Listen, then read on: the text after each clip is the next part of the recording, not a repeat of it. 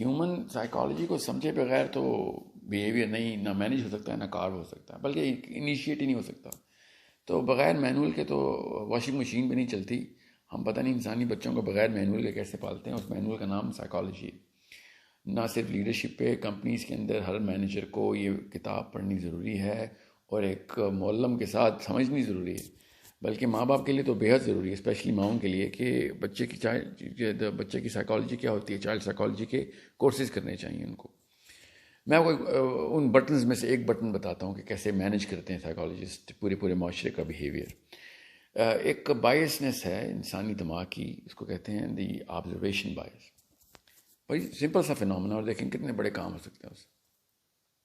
Observation बायस ये कहती है कि इंसान के मुशाहिदे में जो चीज़ होती है उसके ऊपर उसका दिमाग एक एग्जीक्यूटिव डिसीजन देता है। एग्जीक्यूटिव डिसीजन का मतलब ये है कि वो एग्जीक्यूट करता है अपने अमल को, वरना वो नहीं करता।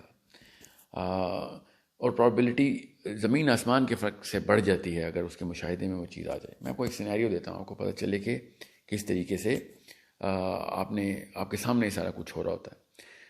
मिसाल के तौर पे आप एक शादी पे जा रहे हैं, अपने बेस्ट फ्रेंड की शादी पे आपने 50-60 हज़ार रुपये की शेरवानी ली हुई है। उस शेरवानी में लेकिन ये मसला है उस शेरवानी का कि उसमें कोई 500-700 बटन है और डिज़ाइनर शेरवानी है, और उसको पहनने में भी 15 मिनट लगते हैं, उसको उतारने में भी 20-25 मिनट लग जाते हैं। आप वो गाड़ी में चल रहे हैं, गाड़ी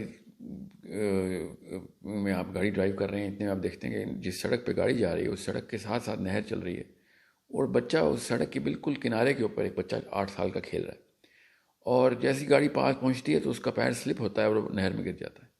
आप जल्दी से गाड़ी उधर रोकते हैं, दरवाज़ा खोलते हैं, और आप देखते हैं कि बच्चा डूब रहा है और आपको देख रहा है। आप बच्चे को देखते हैं और फिर आप देखते हैं कि अगर इसी वक्त छलांग ना लगाई तो ये बच्चा तो मर जाएगा।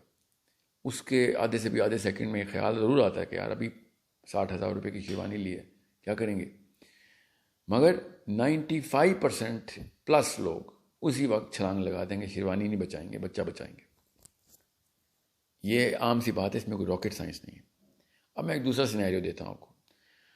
काफ़ी सारे लोग आपकी तरह एक रेस्टोरेंट में खाना खा रहे हैं, इतने में टेबल पे से एक बंदी खड़ी होती है अचानक और कहती है कि मेरी मदद कीजिए, मेरा बच्चा जो है वो अस्पताल में है और लुकीमिया के मर्ज से आज मर जाएगा, अगर आपको ना बचाया गया, मुझे 30,000 रुपये चाहिए।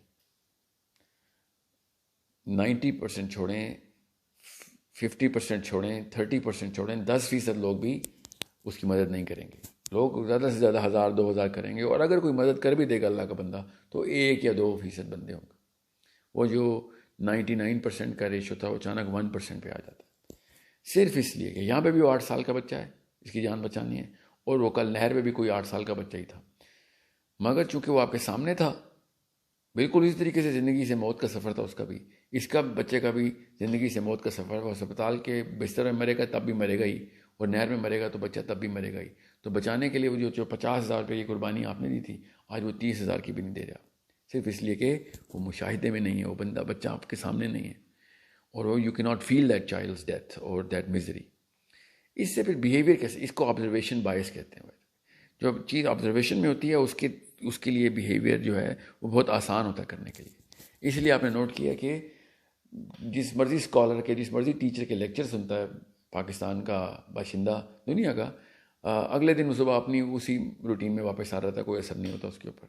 किताबों के मुताले से ऑब्जर्वेशन इफेक्ट नहीं होता, सिर्फ सोच बनती है। जो एग्जीक्यूटिव डिसीजन अमल के ऊपर, अमल किस तरीके से लेके आना है, बिहेवियर कैसे क्रिएट करना है और उसको मैनेज कैसे करना है, वो ऑब्जर्वेशन इफेक्ट के बाइस, ऑब्जर्वेशन बाइसनेस के अंदर आता है। सो इसको लिए क्या करते हैं, स्पेशली पाकिस्तानियों को क्या करना चाहिए, बच्चों को कब्रिस्तान में और हस्पतालों में, जेल्स में, ये परमानेंट रूटीन के तौर पे अपने माँ बाप को चाहिए, स्पेशली माँ बाप को चाहिए। टीचर्स को ज़रूर करें, हम कर रहे हैं कुछ प्रोग्राम स्कूल के साथ, मगर as a mother and as a father you need to take at least 3 to 4 hours once week, every week, to make sure कि आप अपने बच्चे को उन मरीज़ों के मर्ज़ की तकलीफ़ के दौरान दिखा रहे हैं, कब्रिस्तान में जाके उनको बता रहे हैं कि इंसान ही थे जो ज़मीन के नीचे हैं इस वक्त। उससे होगा ये कि उस ऑब्जर्वेशन के थ्रू उसके अंदर जिस लेवल का अमल वकूफ़ पज़ीर होगा वो होगा about the actual reality and absolute reality of life. वो ईवल से गुड की तरफ की ट्रांजिशन होगी। ये जो आसाइशों के पीछे एक दूसरे को मार देने की जो दौड़ लगी हुई है वो कब्रिस्तान से ख़त्म हो जाएगी।